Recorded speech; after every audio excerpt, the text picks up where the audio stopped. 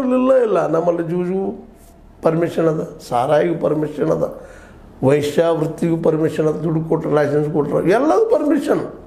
ಅದನ್ನ ಹೆಂಗೆ ತಡೆದವ್ರನ್ನ ಕಾನೂನು ಮಾಡೋರು ಮಾಡ್ಬೇಕು ಅದನ್ನು ಅಂಥೇಳಿ ಕಾನೂನು ಮಾಡೋರ ಮೇಲೆ ಹಾಕ್ತಾಯಿದ್ದಾರೆ.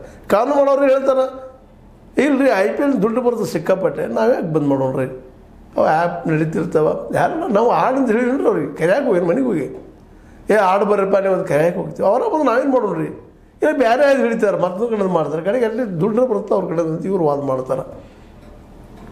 ಇದು ಇವತ್ತಿನ ವಸ್ತುಸ್ಥಿತಿ, ವಾಸ್ತವ ಸ್ಥಿತಿ. ಹೀಗಾಗಿ ಮಧ್ಯಮ ವರ್ಗದ ಒಂದಿಷ್ಟು ಜನ ಇದ್ದಾರೆ ತಮ್ಮ ಮಗಳು ಕಲಿಸ್ಬೇಕಂತ. ಏನು 10% ಅದಲ್ಲ ಟೋಟಲು, ಆ 10% ಇವರು ಸ್ವಲ್ಪ ಹೆಚ್ಚಿಗಿದ್ದಾರೆ. ಒಂದು 7-8% ಇರಬೇಕು ಮಧ್ಯಮ ವರ್ಗದ್ರು, ಬೇಡ ಒಂದು 5-6% ನೆಕ್ಕಿದ್ದಾರೆ, 7-8% ನೆಕ್ಕಿದ್ದಾರೆ ಇವರು.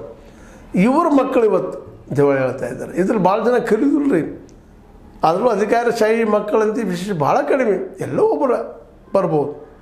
ಅಂಥದ್ರಲ್ಲಿ ಇವೆಲ್ಲ ಚೆನ್ನಾಗಿ ಬಿಡ್ತಾರೆ ಅವ್ರಿಗೆ. ಕುಡಿದು ಹೊತ್ತದ ಕಾಲೇಜ್ ಬಂದ ತಕ್ಷಣ ಯಾರು ದುಡ್ಡು ಆಡ್ತದೆ, ಅಪ್ಪಗಳು ಕೊಡ್ತಿರ್ತಾರೆ, ಅವುಗಳು ಕೊಡ್ತಿರ್ತಾರೆ. ಕಲೀಲಪ್ಪ ಸರಿಯಾಗಿ ನನ್ನ ಮಗ ಮುಂದಾಗಲಿ, ದೊಡ್ಡ ಸಾಹೇಬ್ ಆಗಲಿ, IAS ಆಫೀಸರ್ ಆಗಲಿ, KS ಆಫೀಸರ್ ಆಗಲಿ, ಯಾವುದೋ ಒಂದು ಆಫೀಸರ್ ಆಗಲಿ, ದೊಡ್ಡ ಅಧಿಕಾರಿ ಆಗಲಿ, ದೊಡ್ಡ ಕಂಪ್ನಿ CEO ಆಗಲಿ, ಏನು ಕನಸುಗಳು ಪಾಪ. ಅಂಥವ್ರ ಮಕ್ಕಳದಿದು ಈ IPL ಅವ್ರನ್ನ ಜಗ್ಗಿ ಬಿಡ್ತದೆ.